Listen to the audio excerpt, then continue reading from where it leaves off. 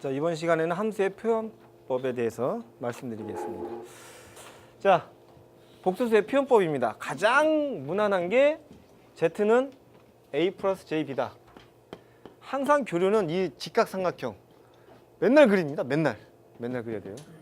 그래서 임피던스 복소수 표현법 Z는 A 플러스 JB다. 근데 삼각함수 표현법입니다.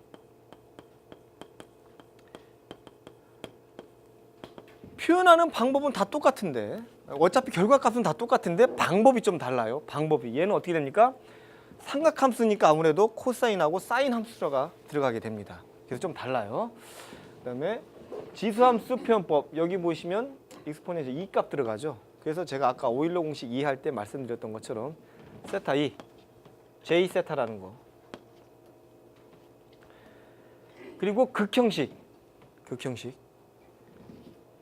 근데 여기를 보게 되면 제가 이거를 여러분들한테 암기하라고는 절대 하지 않습니다. 암기하지 마십시오. 왜? 시험 문제가 이렇게 나오진 않아요.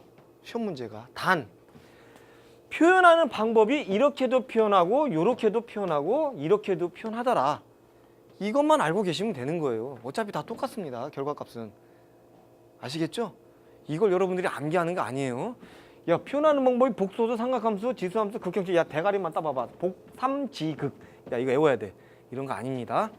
네. 이런 게 있다. 네, 요것만 아시면 되고요. 그 다음에 복소수의 사칙 연상입니다.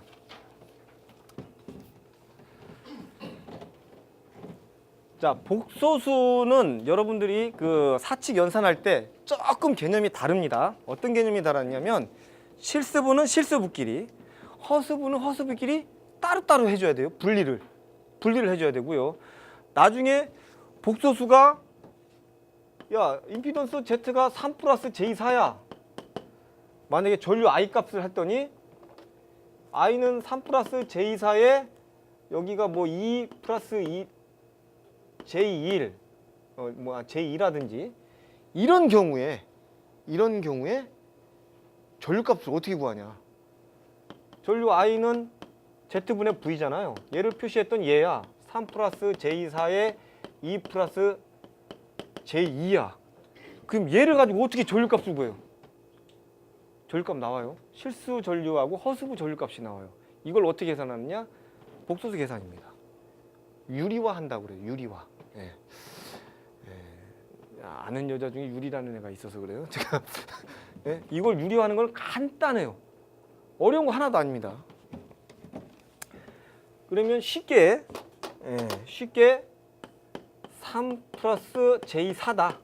예, 이거를 풀면 유리화를 시킨다면 3 플러스 J4에 3 마이너스 J4 분의 여기 1 있죠? 1에 곱하기 3 마이너스 J4 똑같이 해주면 되는 거예요. 간단합니다. 즉 더하기를 어떻게 돼요? 빼기 해가지고 똑같이 분자와 분모에 곱해주면 얘가 유리화가 되는 겁니다. 자, 그럼 한번 계산해 보도록. 어디까지 넘어갔어? 전류값을 얘를 계산하면 얘 얼마 나오죠? 요거 딱 계산하고 보면 이제 아시네. 25. 왜? 우리 이거 알잖아. 이거 3, 4, 5 계산 한번 해볼게요. 요렇게 계산, 또 요렇게 계산, 그 다음에 요렇게 계산, 요렇게 계산하는 거. 이렇게 4번 해줘야 됩니다. 그러면 3, 3은 9 마이너스죠? 3, 4, 12 마이너스 J12 플러스 3, 4 J12 마이너스 플러스 J 마이너스 J 4, 4, 16인데 허수분은 마이너스 1이라고 그랬죠. J 제곱이. 결과적으로 얘를 계산해보면 요 마지막 거 계산하게 되면 마이너스 J의 제곱에 16 값이 나옵니다. 그죠? J가 2번 했으니까. 그러면 J 제곱은 아까 우리가 뭐라고 했죠? 마이너스 1이라고 그랬죠. 그래서 마이너스 1 마이너스 하니까 얘는 얼마 나옵니까? 16 나오는 거예요. 그래서 플러스 16분의 여기 이제 3 마이너스 J4가 되는 거죠. 이해 가세요? 요거. 자, 그러면 얘 없어지네. 더하기 빼기. 그죠? 그럼 남는 거 어떻게 됩니까? 그대로 계산하면 25분의 3 마이너스 j4가 되죠. 이해하시죠? 그러면 얘를 실수부하고 허수부하고 다시 찢어야 됩니다. 찢어야 돼요. 어떻게? 25분의 3 마이너스 j 25분의 4 이렇게 계산하는 거예요. 이게 실수부 전류, 얘가 허수부 전류. 이해 가세요? 유리화를 잘해야 돼요. 꼭 여기서 헷갈려요. 지금은 이렇게 간단하게 계산하지만 얘가 3 플러스 j4에 뭐 6 플러스 j9야 막 이런 식으로 막 나가버리면 나중에 여러분들 계산하다가 계산 용기 부족하면 옆에다 옮겨 적다가 까먹어요. 어씨 몇 번이지? 숫자 하나로 틀리는 게 수학 문제입니다. 아니 뭐 이거 25분이 여기 한 2 되면 야 그래도 한 5점짜리인데 한 4점 안 주나? 절대 안 주잖아요. 그죠? 부분 채점 없잖아요. 다 나가리죠? 그냥 다. 그렇기 때문에 항상 더하기 빼기 항상 잘 하셔야 되고요. 지금 여기에서는 실수부는 실수부끼리 계산하고 더하기니까 더하기 빼기는 실수부는 실수부끼리 허수부는 허수부끼리 하면 되고요. 문제는 이제 복소수의 곱셈과 나눗셈이에요. 복소수의 곱셈과 나눗셈인데 여러분들이 요거를 조금 주의 깊게 보셔야 됩니다. 자, 요거 다음이 뭐냐? 공액복소수라는 놈이 있습니다. 제가 이걸 왜 해드리냐면 관현도 기출문제예요. 관현도 기출문제. 공액복소수. 야, 복소수도 어려운데 공액이래. 이게 뭐냐 이게. 어려운 거 이게 제가 항상 하는 말 중에 하나가 야 어려운 거 하나도 없다라고 얘기하는데 듣는 사람 입장에서는 네가 내 입장이면 그게 안 어렵겠냐 이런 식으로 얘기를 하십니다. 마찬가지예요. 근데 A가 A 플러스 JB다. 그럼 공액복소수는 뭐냐? 여기에 발을 하나 얻습니다. 발을 하나 얻고 A는 그대로 내려오고 실수부가 허수부가 그대로 내려오는데 부호가 더하기가 빼기가 되죠. 이게 공액복소수입니다. 공액복소수. 그러면 A는 A 마이너스 JB야. 그러면 이거의 공액복소수는 A 플러스 JB가 되겠죠. 그죠? 이게 어디에 나옵니까? 복소 전력을 계산하다라고 해서 나옵니다. 즉 어떻게 나오느냐? 이걸 했으면 실제적으로 문제를 한번 봐야 돼요. 문제를. 자, 전압 V가 3 플러스 J4고 전류 I가 6 플러스 J8이다. 여기에서의 복소 전력을 구하라. 이렇게 문제가 나와요. 이렇게. 그러면 복소 전력을 구하는 방법을 모르면 어떻게 돼요?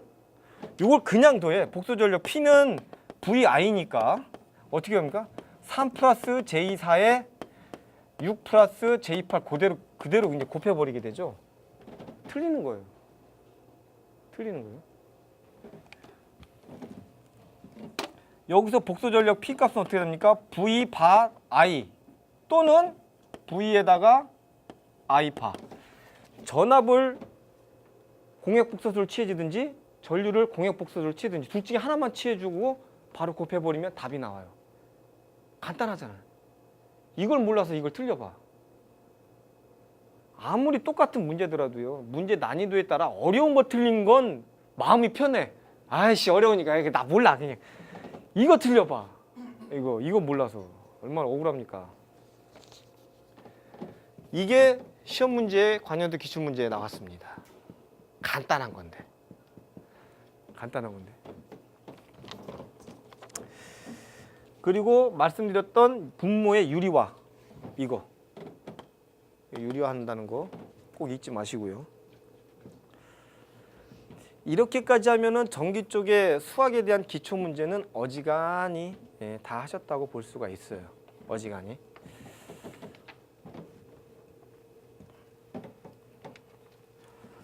자, 그러면 제가 이제 다음에 이제 무엇을 할 거냐면 소방시설 관리사 중에 그 회로 이론 강의 시간이 길지 않아요. 길지 않습니다. 지난 시간에는 토요일 날 5시간, 제가 볼 때는 하루 5시간인가요, 여러분들? 그죠? 5시간씩 제가 볼 때는 한 기본 한 4일을 해줘야, 4일 정도는 해줘야 어느 정도 이제 빡빡하게 안 하고 나갈 수가 있는데, 아마 시간은 그렇게 많이 안 줄 것 같아요. 왜냐?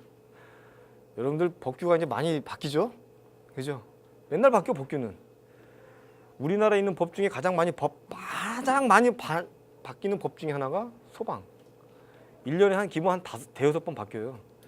오죽 많이 바뀌면은 현장에 나가면은 공사업자가 안전관리, 야, 새로 나왔어, 하나 줘. 감리한테. 그죠? 전기 쪽 가잖아요? 절대 안 줍니다, 그런 거. 야, 내선 규정 새로 바뀌었어? 전기 공사업자가 주는 거 봤어요? 하나도 없어요. 내선 규정 자체를 잘 몰라요, 또. 그만큼 소방은 법규가 굉장히 많이 빨리 변합니다. 그래서 이제 변하다 보니까 맨날 책이 두꺼워져. 분명히 작년에는 요만했는데 2018년도 심판이라고 나오는데 더 두꺼워졌어. 어쩔 수가 없는 것 같아요. 딱 보면 전기 회로 부분은 똑같아요. 작년 거나 재작년 거나 똑같아. 문제 몇 개 치러 놓은 거밖에 없어요. 근데 법규나 이런 쪽이 굉장히 많이 바뀌다 보니까 제가 공부할 때만 해도 부합식 스프링클러 설비가 화재 안전 기준에 들어오진 않았어요. 지금 다 들어와 있죠. 초고층 건축물에 대한 화재 안전 기준 자체가 제가 기술사 공부할 때는 아니에요. 기초안. 지금은 다 들어와 있습니다. 법으로. 그만큼 우리가 공부해야 할 내용이 많아졌다는 얘기예요. 그러면 우리는 이제 선택과 집중을 좀 해야 되죠. 야, 여길 팔 것이냐? 아니냐? 야, 이게 가장 만만한 게 원론이죠. 예? 원론. 1교시서부터 5교시까지 가잖아요. 그죠? 수업이. 예, 1교시부터 여러분들 5과목 보잖아요. 5과목. 그죠? 대부분 사람들이 1교시에는 점수가 이만큼 높아. 이제 갈수록 점수가 이제 쪼그라들기 시작하죠. 이렇게 쪼그라들기 시작해가지고 야, 꽈락이네. A 끝이네. 이렇게 되는 거예요. 그죠? 선택과 집중을 좀 해야 될 필요성이 있는 거죠. 그게 전략과 전술입니다. 저는 커트라인에 딱 걸려서 합격한 사람도 봤어요. 아, 너무 부러워. 안 그래요? 예? 제일 부러운 사람이 제일 부러운 사람. 관리사 준비하는데 제가 기술사를 말씀드려서 죄송합니다만 기술사는 1200점 만점 중에 720점을 맞으면 합격이에요. 1200점 만점에 몇 점? 얘 60%. 네, 720점. 제가 719점 맞고 떨어졌잖아요. 에이씨, 미치는 거야 이거. 공단을 부셔버리든지 가서 불을 지르든지 둘 중에 하나 해야 될 것 같아. 막 전화 무지하게 했습니다. 안 돼. 합격과 불합격만 있을 뿐이에요. 합격과 불합격만. 좀 냉정하죠. 대신 그만큼 공평합니다. 공평해요. 자격증이 제가 볼 때 우리나라에 제일 공평한 것 같아.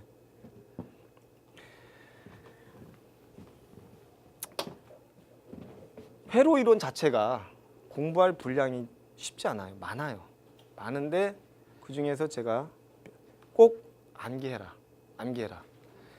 이 정도 수학이 어느 정도 조금 밑바탕이 좀 돼 있어야지 수업하기가 좀 편해요. 나중에 가서 막 해주면 굉장히 힘들어요.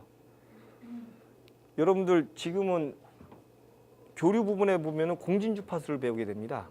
공진주파수. 예전에 테크노마트가 막 흔들린 적이 있었어요. 그때 굉장히 핫 이슈가 됐습니다. 그래 건물에 공진주파수하고 바람이 주파수하고 맞아가지고 걔가 그렇게 흔들린 거라고 이제 최종 결론이 났는데 공진주파수 구하는 식이 있습니다. 그거 다 계산해서 풀어서 내요. 그래서 공진시 어드미턴스가 얼마냐, 임피던스가 얼마냐 물어봐요. 시험으로. RLC 직렬회로에서 공진시 임피던스 값은 어떻게 되는가 이렇게 나옵니다. 그걸 계산상으로 풀어 제끼려면요 1분 넘어갑니다. 예, 결과값만 외우면 되죠. 그렇게 결과값만 여러분들한테 제가 알려드리면 그것만 아시면 돼요. 풀이 과정 절대 몰라도 됩니다. 알려고 하지 마세요. 예, 힘들어. 다쳐. 예? 알려고 하지 마세요. 다칩니다. 자, 지금부터는 제가 이제 오리지널 이제 우리가 이제 앞으로 이제 수업 시간 할 거 이제 가장 먼저 아까 제가 이제 전압에 대해서 말씀드렸죠. 전압. E, V, 스몰 e 또는 뭡니까? 예, 요렇게 한다. 전압은 여러분들이 어떻게 이해를 하시면 되냐면 요만한 이제 드럼통이 있으면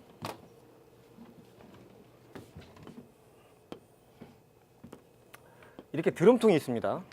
드럼통에 물을 채워요. 이만큼 채우고 여기다가 구멍을 뽕 내가지고 여기다가 이제 밸브를 하나 달죠. 이렇게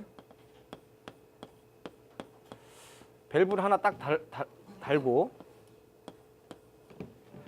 물이 A만큼 있을 때와 B만큼 있을 때 여기서 밸브를 딱 열면 나가는 압이 다르죠.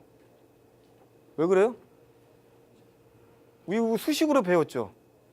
V는 루트 EGH, 속도 V는 루트 EGH, 즉 여기서 나가는 유속은 H에 비례하죠. 그죠? 그럼 H가 뭐냐? 얘잖아요, 얘. 아무래도 B보다 A가 더 높겠죠. 또 높잖아요, 더 세고. 즉 이 높이 수위잖아요. 얘가 전압이라고 생각하시면 돼요. 전압. 얘가 뭐다? 전압. 그러면 전류는 대문자 I 또는 스몰 i라고 표시를 하죠. 얘는 뭡니까? 얘를 딱 했을 때 수압. 수압 무지하게 세죠? 제가 이제 불 나는 거 몇 번 봤는데 소방차가 와가지고 물을 쏘니까 뭐 유리 뭐 다 작이 납니다. 그죠? 수압이 전류라고 보시면 되고요. 저항은 R이라고 쓰죠. R이라고 쓰고 얘는 뭡니까? 흐름을 방해하는 성질이죠. 뭐 배관이 녹이 슬었다든지 아니면 배관 안에 스케일링이 꼈다든지 뭐 이런 거. 이런 게 이제 저항이라고 보시면 되고요.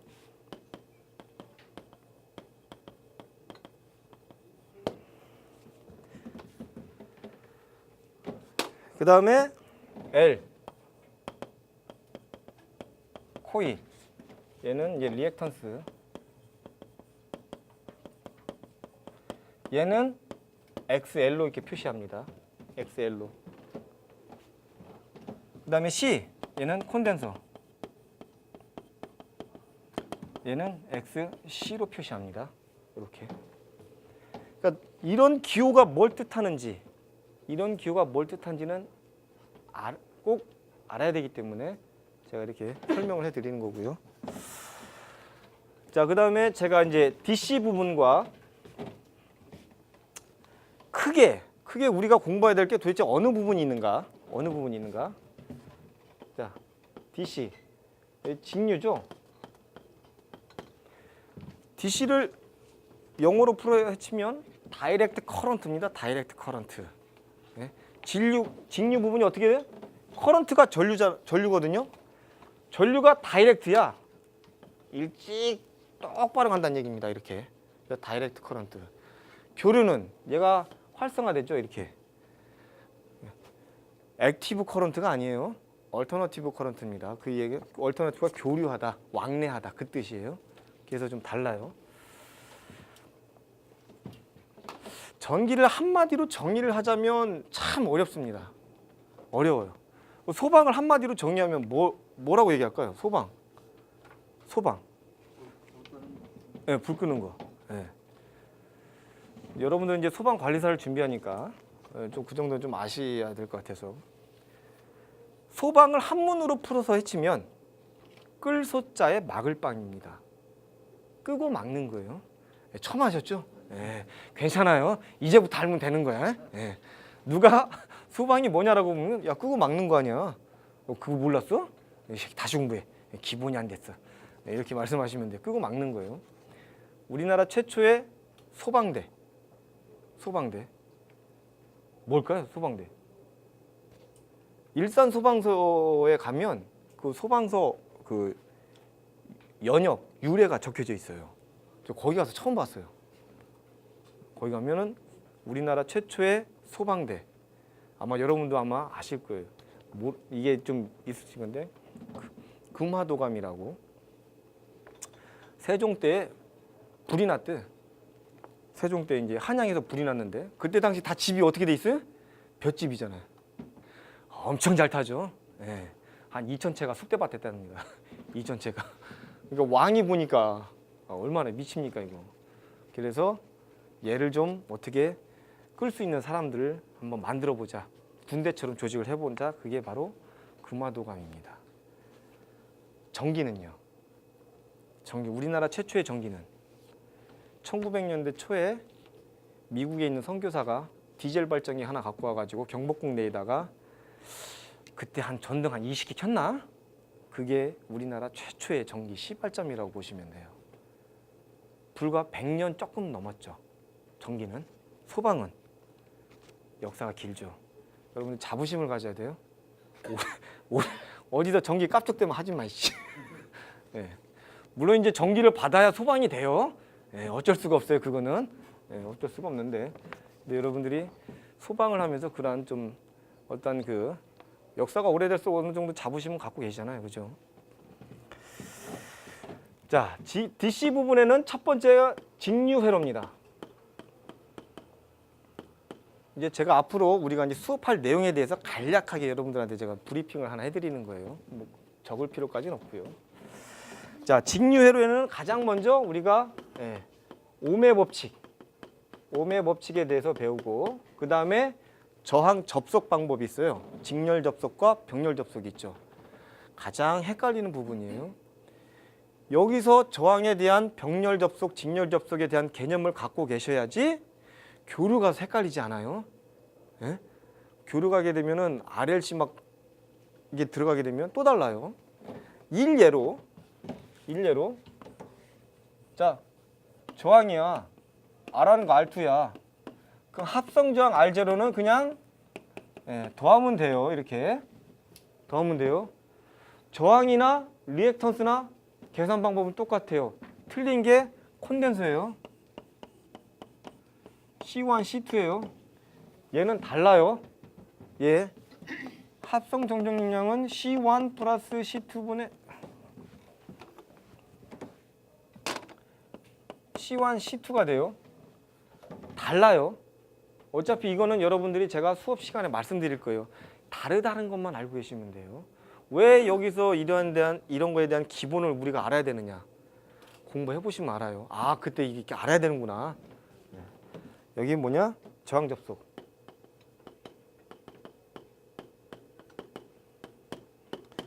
그 다음에 전력과 전력량.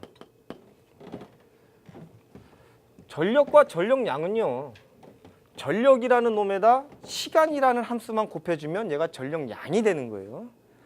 우리 흔하게 우리 가정집은 전부 다 3kg죠. 예, 그게 전력이에요. 3kg가.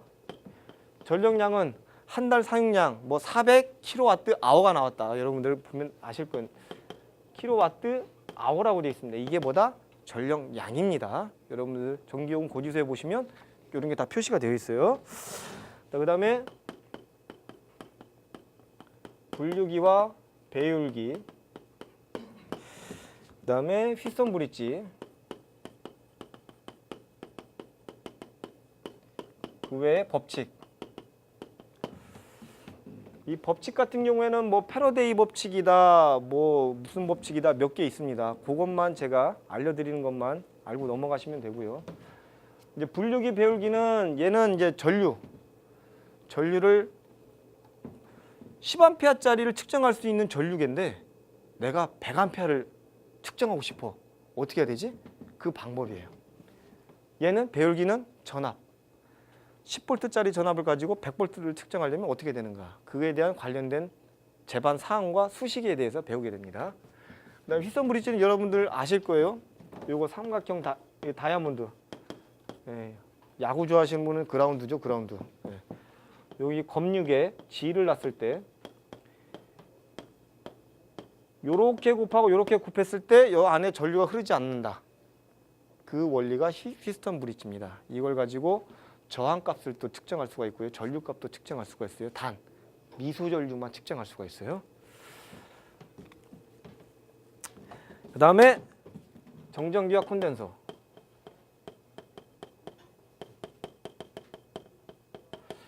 여러분들 소방 쪽 교재를 보게 되면요, 제가 의아한 게 직류에 대한 회로가 이론이 나오고 문제가 나오고 그 다음에 뭐가 나와요? 정전기하고 콘덴서가 안 나오고 정자계로 넘어가요. 시중에 나와 있는 회로 이론책 100권을 사서 보십시오. 얘 다음에 무조건 정전기가 나옵니다. 이게 순서야. 정전기, 콘덴서 나오고 정자계. 자계가 자석이에요, 자석. 그리고 나서 이제 전자 에너지 쪽으로 이제 넘어가게 되는데 그런 순서인데, 여기는 정전기와 콘덴서가 이제 좀 순위가 좀 떨어진 이유, 제가 좀 나름대로 분석을 해보니까 문제가 많이 안 나와. 어디서 많이 나와? 정자계에서 많이 나와요. 그래서 여러분들 항상 책을 보게 되면 앞장은 겁나게 많이 보죠. 예, 뒷장이 갈수록 굉장히 깨끗해져요. 예, 여러분들 이제 소실적에 한번 해보신 분들은 수학 정석 딱 사면 집합만 까매 막, 그죠? 막 집합만 당구장 표시 한 100개 하고 막 뒤에 갈수록 새 거야, 그죠? 제가 볼 때는 좀 공부의 난이도를 좀 높이려고 먼저 나온 것 같아요. 근데 저는 항상 이렇게 갑니다. 직류회로 다음에 정전기와 콘덴서. 왜냐하면 얘를 어느 정도 이해를 해야 정자계 넘어가기가 좀 쉬워요.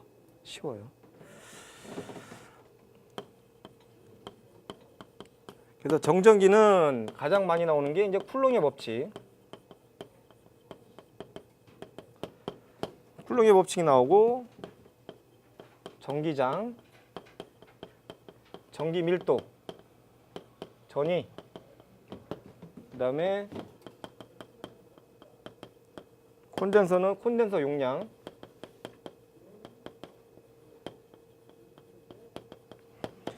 그다음에 에너지. 콘덴서에 축적되는 에너지는 얼마냐? 그다음에 콘덴서 접속. 소방에서는 특히나 다뤄야 될 게 정전기죠. 정전기. 왜?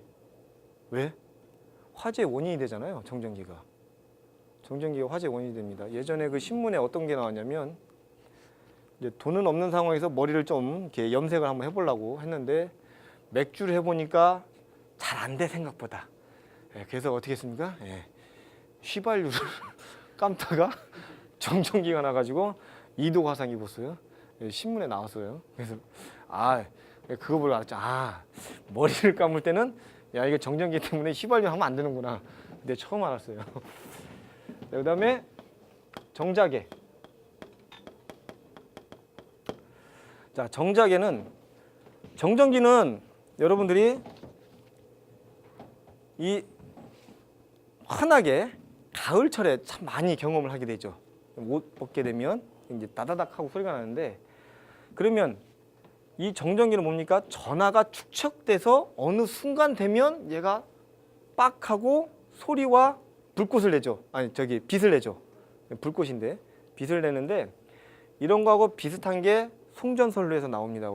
코로나 현상인데 우리는 그런 거 몰라도 돼요. 송전선로 그런 거 몰라도 돼요. 우리는 집안 내부만 알면 돼요. 그러면 이 정전기가 뭐냐? 1쿨롱. 1쿨롱이 갖고 있는 전하량을 계산해낸 사람이 있어요. 쿨롱이라는 사람인데,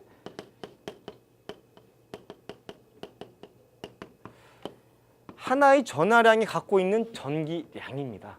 1.602 곱하기 10의 마이너스 19승 쿨롱의 전기량을 갖고 있대요. 하나의 전하가. 그럼 얘가 몇 개가 모여야지 얘가 빵 하고 터질까? 그건 주위 습도라든지 뭐 온도 이런 거에 따라 달라요. 하지만 우리가 알아야 될 건 뭐다, 이거. 하나의 전하가 갖고 있는 전기량은 1.602 곱하기 10의 마이너스 19승 쿨롱의 전기량을 갖고 있다라는 거. 이것도 어차피 제가 수업 시간에 제가 설명을 해드릴 거예요. 정자계, 얘는 자석입니다. 자석. 여러분들 요 막대 자석 요거 아시죠? 막대 자석. 여기가 N극이고 여기 S극입니다. 그죠? 얘를 내가 톱으로 자 딱 대고 반듯하게 딱 잘랐습니다. 이렇게 딱 자르면 어떻게 될까요? 여기가 N극, 여기가 S극. 나눠질까요, 이렇게? 절대 안 나눠집니다. 얘는 다시 또 N극과 S극으로 나와요. 이렇게 나와요. 얘를 또 자르면 또 계속 이런 게 무슨 자석? 영구자석. 영원하게 자기의 그 성질을 이루는 거. 대신 우리가 이제 시중 현장에서 많이 쓰는 거 전자석. 전자석 많이 써요. 전자석. 얘는 뭡니까? 전기를 흘려주면 얘가 자석이 돼. 그러다가 전기를 끊으면 자석이 안 되는 거. 여러분들 현장에서 많이 쓰는 거 릴레이. 다 이 원리입니다. 그래서 여러분들 릴레이에다가 220V짜리 릴레이에다가 전기를 딱 가져주면 A 접점은 B 접점이 딱 되고 B 접점은 A 접점으로 변하게 되죠. 그게 뭡니까? 자석에 의해서 접점을 당기는 거예요, 얘는. 여러분들 그 릴레이 현장에서 보시면 요렇게 요만하죠? 이렇게 돼 있는데 여기에 얘가 접점이 붙고 떨어지는 게 눈에 보여요. 네. 이 정작에 대해서 3단계로 이제 배우게 됩니다. 정작에서는 마찬가지로 쿨롱의 법칙이 적용이 되고요. 그다음에 자장의 세기, 전속 밀도와 자기 모멘트.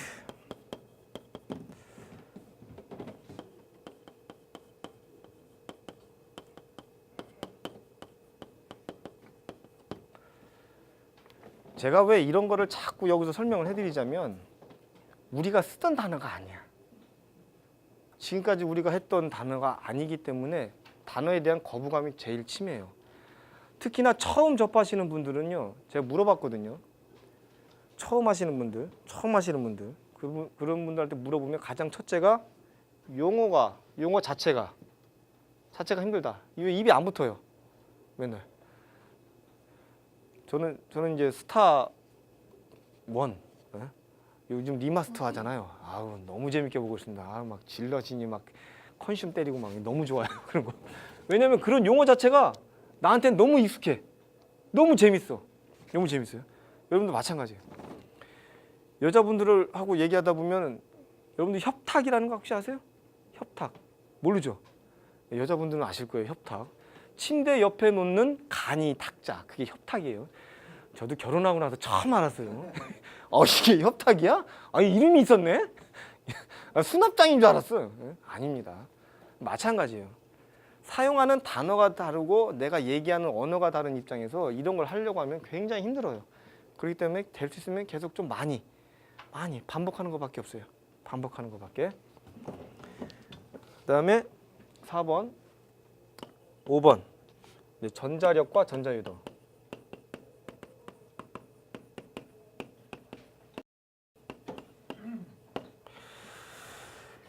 여기에서는 전자력, 힘이죠. 전자력과 전자유도와 인덕턴스. 제가 아까 말씀드렸죠. 인덕턴스는 코일을 의미한다. 그 다음에 에너지.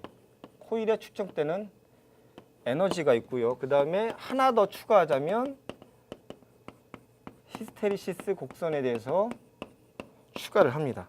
히스테리시스 곡선은 우리가 알 필요는 없는 게 뭐냐면 문제가 얘가 안 나와요. 뭐가 나와? 거기 수식. 히스테리시스 곡선의 수식 중에 뭐가 나오냐? 최대 자석 밀도의 1.6승에 비례한다. 그것만 알면 돼. 다른 거 다 몰라도 돼요. 제가 찝어주는 것만 여러분들이 알고 계시면 나머지는 일단 버리세요. 이 많은 회로 이론 중에 시험 문제에 나올 만한 것만 제가 분석해서 알려드리는 거예요. 시험 문제가 나왔다. 그럼 그걸 분석하는 걸 누가 하느냐? 여러분들이 하는 게 아니에요. 강사가 하는 거예요. 그렇게 해가지고 여러분한테 알려주는 겁니다. 자, 이게 DC입니다. 여기서부터 여기까지 DC. 몇 개 안 되죠? 1, 2, 3, 4. 4번이구나. 네, 4번이네요. 요 네 가지. 요 정도만 여러분들이 해주시면, 그리고 깊게 안 들어갑니다. 공식 2개면 모든 게 다 끝나요. 3개까지는 안 가요. 네. 그 다음에 AC.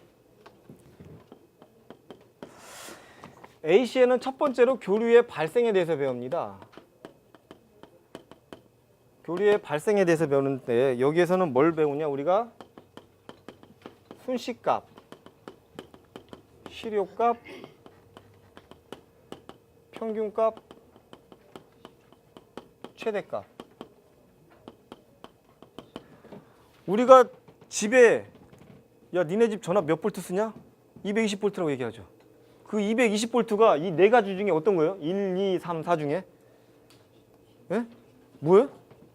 이번에 경미하는 것 같아. 이게 시료값이에요. 시료값. 시료값에 대한 정확한 정의는 어떤 거냐면, 자 여기에다가 이제 물을 데핍니다. 여기다가 이제 냄비를 딱 얹어놓고 물을 딱 데핍니다. 뭘 놓고? DC를 놓고 스위치 딱 해가지고 야 여기다 물을 데폈어. 물을 데피니까 얼마만 DC 100볼트를 가지고 얘를 하니까 야 30분 되니까 물이 끓더라.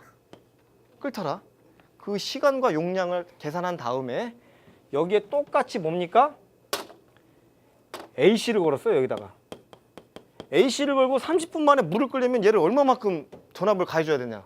그게 시료값이에요. 그게. 그래서 시료값을 나타내는 식이 조금 다릅니다. 시료값을 RMS, 왜냐하면 루트로 씌워져요. 루트로 씌워지기 때문에 RMS인데 이런 개념이 시료값 개념입니다. 그래서 우리가 얘기하는 거 220V, 380V 전부 다 시료값을 의미합니다.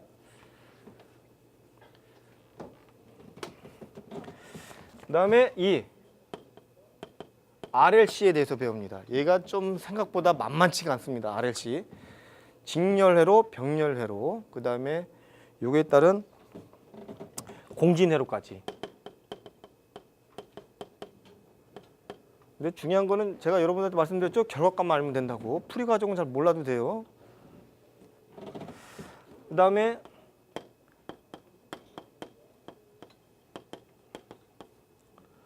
단상 교류 전력. 자, 전기에서는요.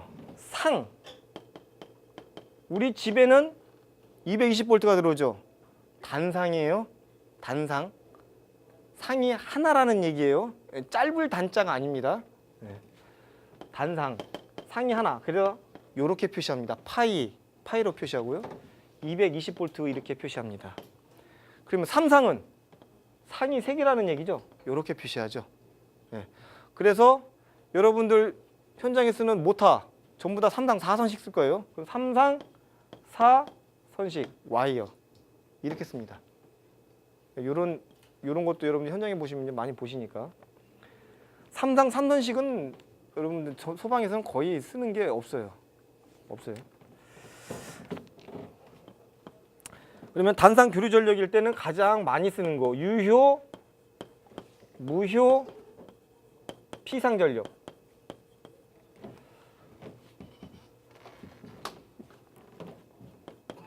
그 다음에 이번에 시험에 올해 1차 시험에 나왔다고 얘기하는 전력용 콘덴서 용량 구하는 거. 그 다음에 최대 전력 전달 조건.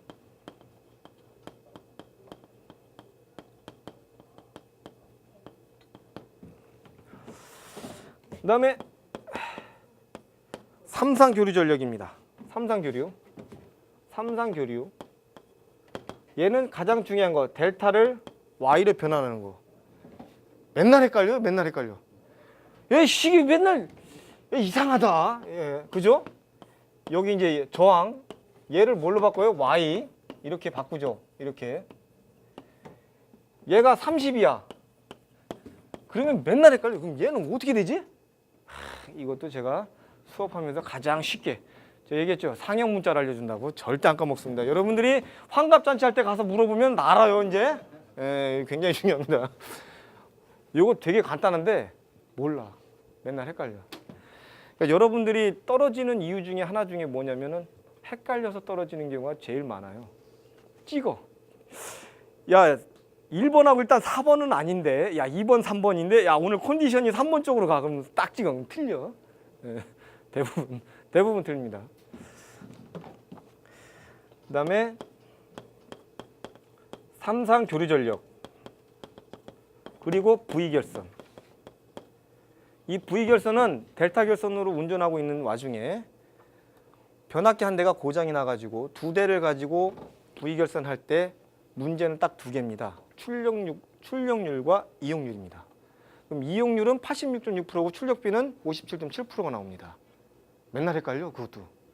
이놈의 전기는 왜 이렇게 헷갈리는 게 많아? 상대적이 굉장히 많아요. 직렬과 병렬도 상대적인 거고요. 저항하고 콘덴서 용량 구하는 게 또 상대적인 거고요. 직류와 교류가 또 상대적인 거예요. 맨날 헷갈려요. 예, 이것도 제가 상형 문자로 알려줍니다. 5번. 그 다음에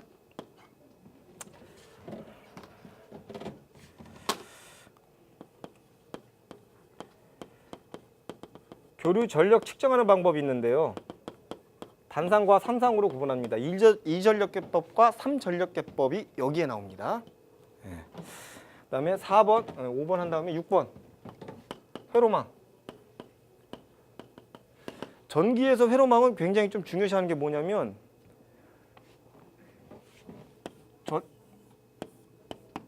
입력과 출력이 하나하나다. 얘는 통신이에요. 통신. 얘를 2단자망이라고 그래요. 왜? 하나, 둘, 2단자망. 전기는 4단자망이에요. 왜? 입력이 최소 2개야. 집안에 전선 한 가닥 들어와가지고 전기 쓰는 집 봤습니까? 없잖아요. 기본 2가닥이 들어와야 돼. 그래서 입력 2개, 출력 2개, 4단자망.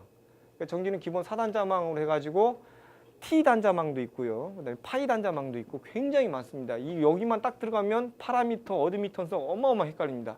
다행인 건 소방은 안 나온다는 거. 예, 바로 제낍니다. 그러면 우리가 회로망에서 외워야 될 게 뭐가 있냐? 딱 2개밖에 없습니다.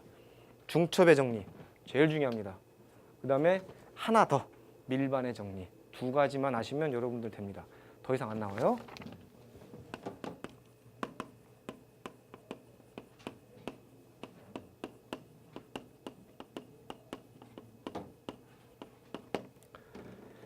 지금은 몰라도 돼요.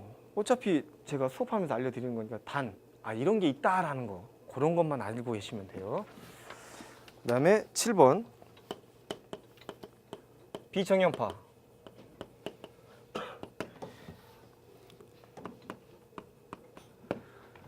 여기서부터 이제 오리지널 이제 전기가 굉장히 어려워집니다. 회로망서부터 해가지고 비정연파.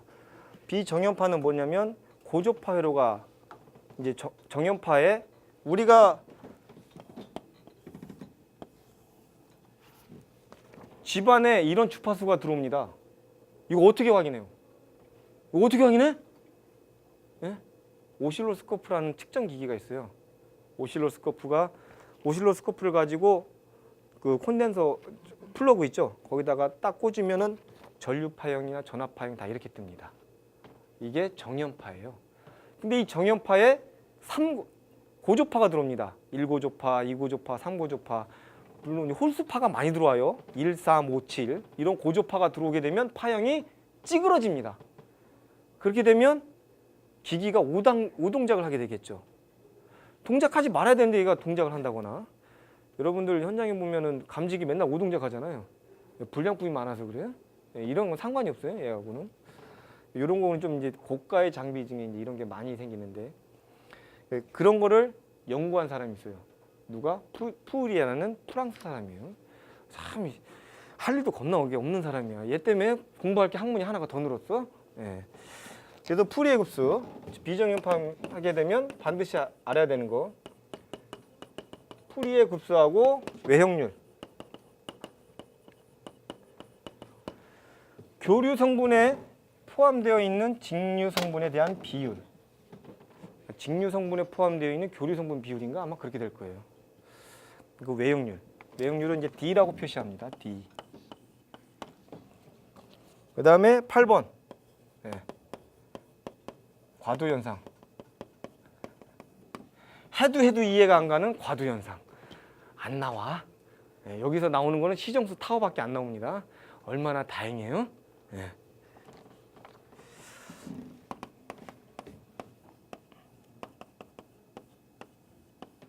요렇게 씁니다.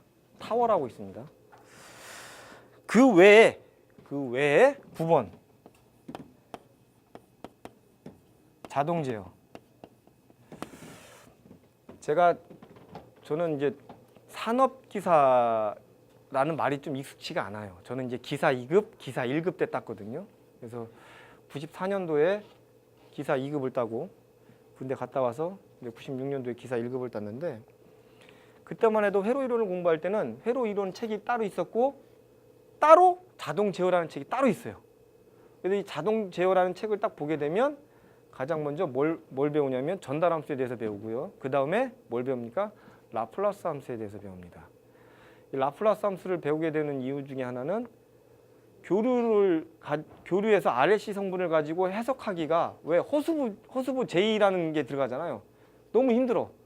그래서 그거를 좀 더 편하게 해서 바꾼 게 라플라스 함수입니다. 그래서 라플라스 함수를 배우는데 여러분들은 안 해도 돼요. 그거 얼마나 다행이에요. 할 게 많이 없어지죠. 네. 그 다음에 10번 제가 얘기했죠. 이제 반도체가 들어간다고. TR. 여러분들 TR이라고 하면 사람들은 대부분 이제 전기하는 사람들은 TR이다 그러면 다 변압기라고 얘기해요. 직업적 특성이야. 전자 쪽에 TR이라고 하면은 트랜지스터라고 읽어요. 예? 트랜지스터. 자, 트랜지스터는 어떻게 생겼냐면 그림을 그리자면 요렇게 그립니다. 얘가 베이스고요. 얘가 이미터고 얘가 콜렉터고. 얘가 바뀌었나? 얘 이씨인가? 되게 좀 헷갈려요, 저도. 얘는 어떻게 작동하냐면 베이스에 전류가 흘러줘야만이 콜렉터에서 이미터로 전류가 흘러줘요. 스위치 역할을 해주는 거예요. 요게 TR의 가장 기본적인 거고요. 그러면 요거보다 한 단계 좀 진화된 게 SCR, 그거보다 조금 더 진화된 게 이제 트라이액, 다이액, 굉장히 많이 나가요. 그 중에 우리는 몇 개만 하면 됩니다. 몇 개만. 가장 기본적인 거는 다이오드에서 배우고요. 그 다음에 11번 기타에서 제가 아까 말씀드렸던 전기 기계, 변압기에 대한 거, 변압기 2차 측에 유기되는, 여러분들 변압기 모르시는 분은 없죠? 변압기 어디 있어요? 예, 전봇대 위에 있는 거, 그 동그랗게 매달려 있는 거, 그 변압기입니다. 그 변압기를 뭐라고 합니까? 전봇대에 있다고 해서 주상 변압기예요. 여러분들 현장에 변전실에 가면은 변압기 있는 거 타입이 두 가지가 있어요. 오일이 들어가 있는 유입 변압기가 있고 오일이 없는 이제 몰드 변압기가 있어요. 코일이 보여 사람 눈에, 그죠? 근데 전기라는 게 여러분들 전기는 전선이 연결돼야 가는 거 아닙니까? 그죠? 변압기는 연결이 안 돼 있어요. 안 뜯어보셨군? 뜯어볼 일이 없죠, 그죠? 그걸 뜯어봤다 큰일 납니다. 예. 변압기 회로도를 그리게 보면 이런 식으로 그리죠. 모든 회로도는 다 이렇게 그립니다. 변압기는. 그리고 나서 여기 이렇게 돼 있고요. 예.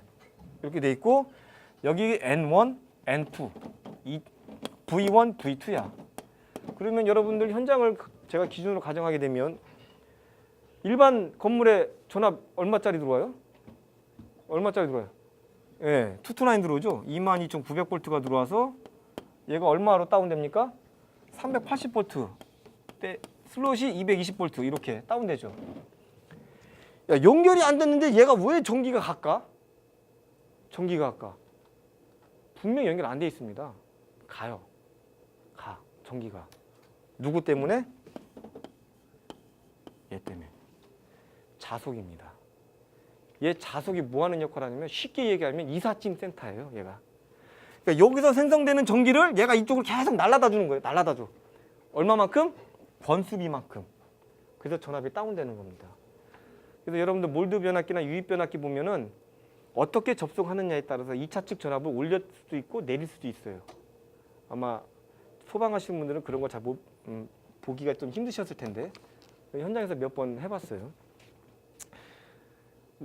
전기에서는 저항, 전압, 전류 요 세 개를 이제 3대 소자라고 얘기하는데 하나 더 추가하면 자속이 좀 들어가지 않을까 하는 게 제 생각이에요. 그래서 얘는 변압기의 2차 측에 유기되는 기전력이라고 해요. 유기되는 기전력.